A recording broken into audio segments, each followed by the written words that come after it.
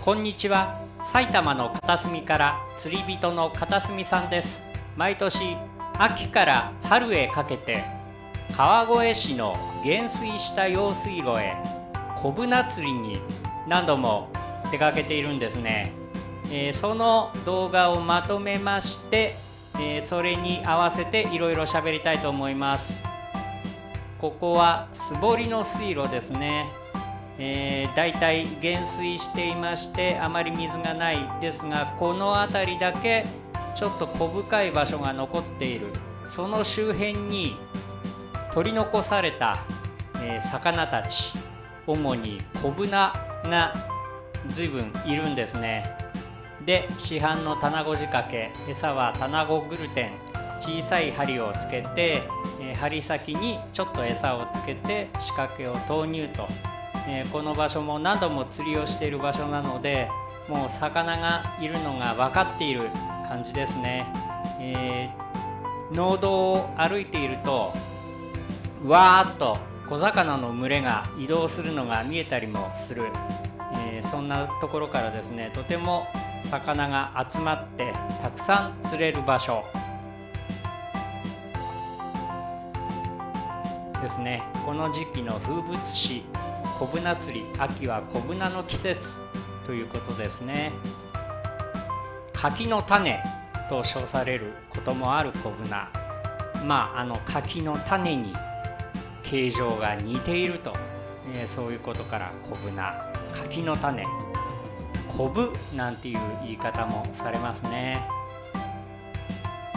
仕掛けを投入して、ほどなく浮きが動き出す。で、船の場合はじわーっと動くことも多いです。釣れたぞ。これもコブナですね。このサイズのコブナを中心にたくさん数が出るんですけれども、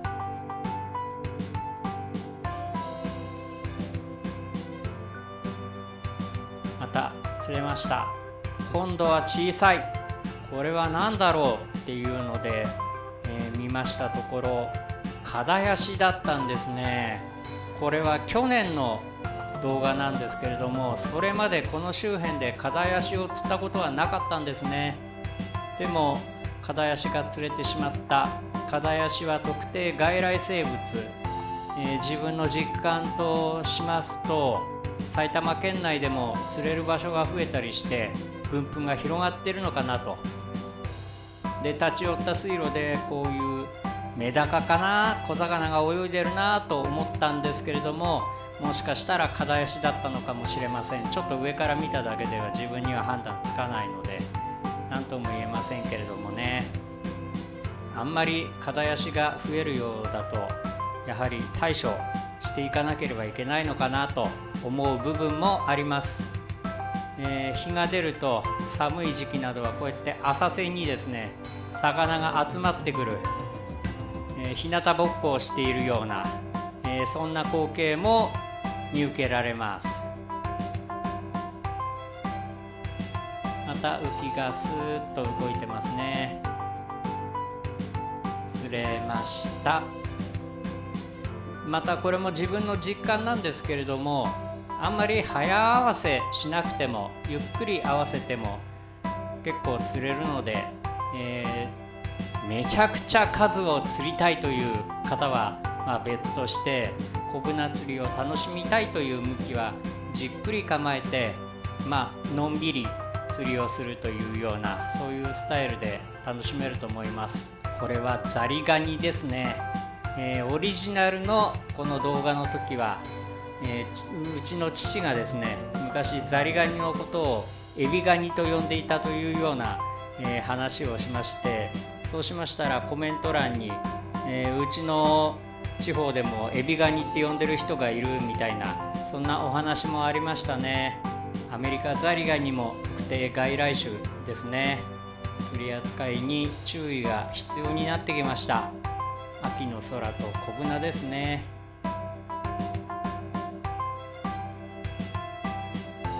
また釣れたと、淡々と釣っている感じ。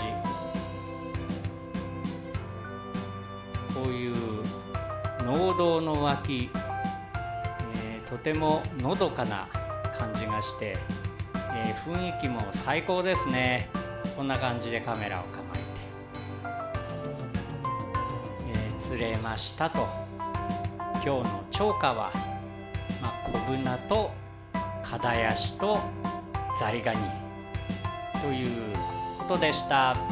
この辺り伊佐沼の南側方面なんですけれどもね、水田地帯、用水路がいくつもある。その中で減水しても水が溜まっている場所があるんですね。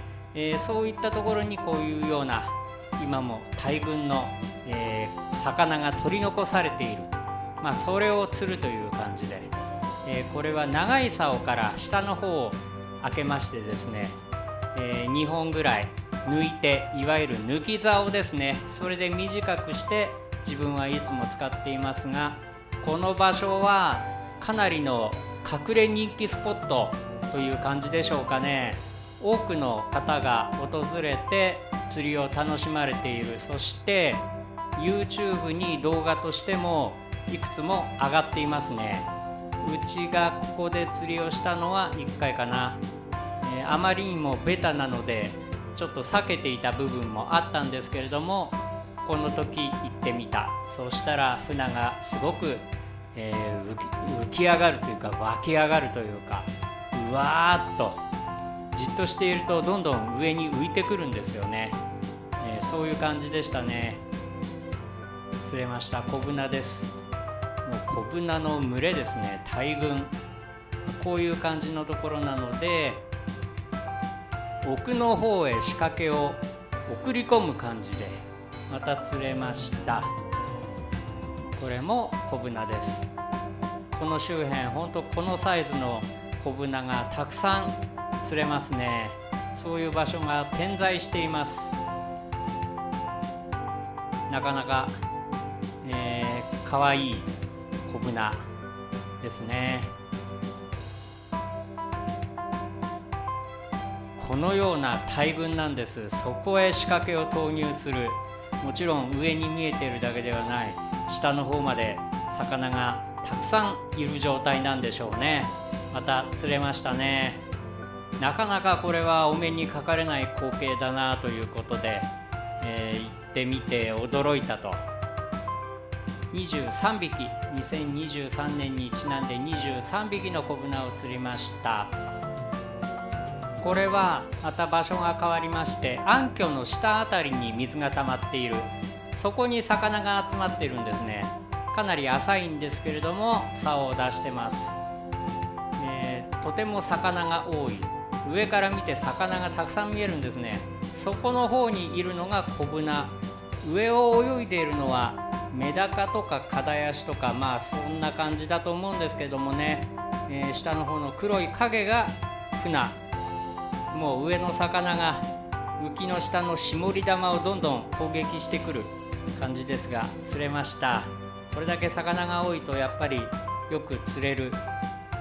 そして、毎年この辺何回も行ってるんですけれども、去年釣れたその場所に魚がいてまた釣れる。それを行ってちょっと確認して、短時間竿を出してみる。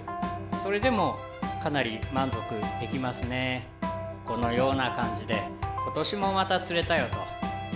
まだまだ続きますので、柿の種、これをおつまみに、一杯やりながらでも見ていただけたら幸いです。だんだん冬になってくると、こうやってもう完全に水が干上がっちゃうような用水路が多いです。ですがその一角に、少し水が残っているところ、小深くなって水が溜まっているところがあるんですね。それが点在している。そこが釣りの狙い目です。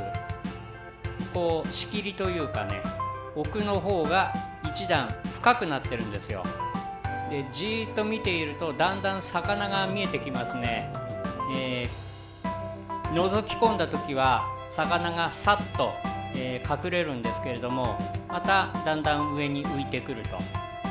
見えているのは小ブナとメダカなのかカダヤシなのかということなんですけどもね、竿を出して釣れました。この仕掛けの投入する時の、浮き下ですね。この時は実際水深はもう少し深いんですけれども、魚が上の方に見えるということで、少し浅めというか中層から上層あたりを狙うような感じで、合わせましてやってましたね。こう覗き込むような感じで釣りをしていると釣れました。これも小ブナですね。でたくさん釣ろうとしたらやっぱりそれなりに時間をかけることになるでしょうけれども、それほどたくさん釣ることに主眼を置いてなかったりするので、釣れました。これは長細い船じゃないなと、なんだろうということで見てみると、なんとドジョウが釣れました。ドジョウが釣れるという話は前から聞いていたし、動画で見たこともあるんですけど、この時に初めて自分は釣りましたね。今回ここのドジョウを釣った場所は、昨年一度訪れた時に土砂が堆積して釣りができなくなっていました。残念。そういうこともありますね。で場所が変わりました。また暗渠の下ですね、水際まで降りて釣りをしています。釣れたのは小ブナ、安定の小ブナです。で自分の前に多分先客が、当日ではないかもしれませんがね、ありましてね、足を滑らせたような跡があったんですね。ですから水際へ降りる時などは足元にご注意ということで、そしてここはとてもスジエビが多く釣れた場所でもあるんですね。かなりエビが続きましたね。浮き下は浅いです。そこまで全然もう見えませんね。水が濁ってます。